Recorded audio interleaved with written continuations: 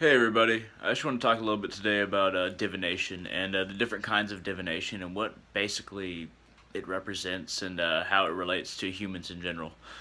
Divination can take many forms. The runes, which I have practiced, runic divination, it's not a historical occurrence, but it is a practice that many people take up, runic divination, using the Viking, Nordic, Anglo-Saxon runes, or basically spirit symbols. The runes actually represent kind of a primordial spirit alphabet. These are every rune is different, is represents a different spirit, a different force, a different kind of element that's intrinsic to the nature of reality. And using that in a divination system is not historical, but it can work. The way that it works is that we understand how the primordial energies interact with that whatever we're seeking. Um, and the reason why it turns up right almost all of the time that I've found is that it allows us to look at these energies, to really examine those energies within ourselves, and then we come up with a solution when we interact with those energies based on trying to understand them. And now there's tarot cards as well, and I don't know as much about them, but tarot cards are a great way of being a part of divination, trying to answer a question for yourself. And tarot cards are far more ideographic, are far more pictorial, far more idea based in the current sense, very scripted as far as that they are more recent and very specific ideas instead of vaguer ideas and smaller ideas actually. But I'm not making it sound very good. But tarot cards can be very good depending on which deck you use. And tarot cards also deal with ideas and primordial forces that are in relation to humanity in general. Humanity specifically as well. But they don't really relate to forces outside of humanity. It's all about how humans understand the tarot cards, not how they relate to anything else. That's the difference between tarot cards and runes. Runes relate to everything in reality. Tarot cards relate to humans in general and in specific, but definitely humans. And another form of divination that people have always used is reading bones, and that's all inspiration. It has nothing to do with actual system.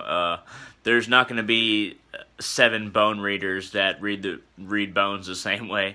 It's all about inspiration and trying to work with the life that those bones came from, so that one can understand where everyone else is going based on the question asked.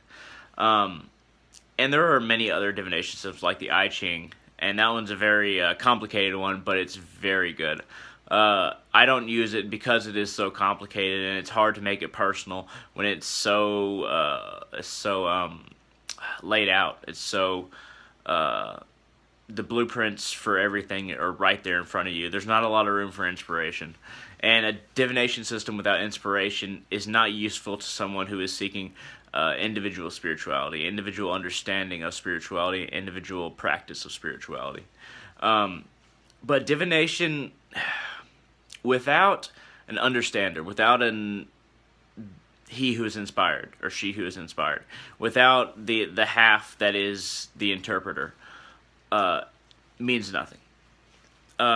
Divination without interpretation does not exist. It cannot exist, and it will not exist, no matter whatever form it takes in the future, because it has to be interpreted, and it has to be understood before the divination can occur. He who understands whatever he's looking at is the main part, at least half, of the whole divination process. People throughout the world have used divination for a long time. Humanity is obsessed with knowing the future, and we're still obsessed with knowing the future. We have different methods nowadays. At least most people have different methods nowadays in divination.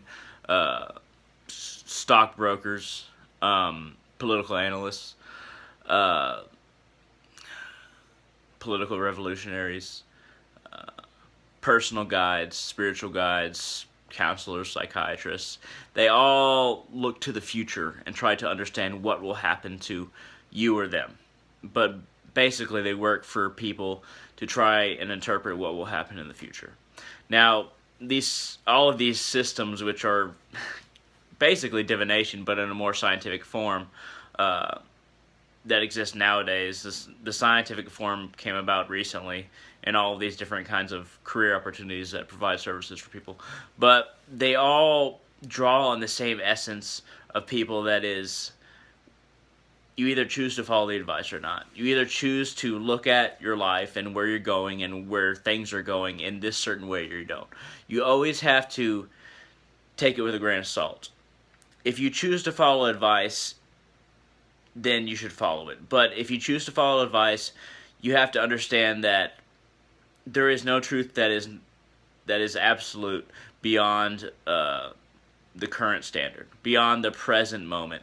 There is no truth in the future that is absolute, because the future is always unknown. Even the people who predict the future are predicting it in a way where it is not specific to what you can do in it. That doesn't mean that some people don't know the future. I think that's very possible. It just means that if these people expose too much of the information, it can ruin the game of creation. And it also means the more obvious answer, that everything is not seen. There is no future seen that is crystal clear. And that is why divination is so popular and so followed and so sought after. And advisors, even in the modern world, who advise on very modern things like stockbrokers, economic analysts, political journalists, try to interpret what will happen in the future based on what is happening now. Because it's never an absolute science. Where we are in human civilization, no one can tell you exactly what's going to happen. So you have to take somebody's word for it, you have to guess, and you have to decide who is the ultimate authority on it for what you want to know. And with spiritual divination, I think it can offer a lot to us nowadays. I've found so many answers in divination just with the runes, and the runes are a hell of a system in divination, that I simply couldn't do without my divination systems.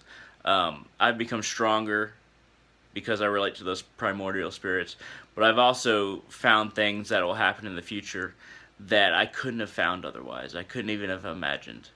And that's really all I got to say about divination for right now, but please look into it. Human divination, no matter what system you're in, is a hell of a thing to understand and to learn about and to practice.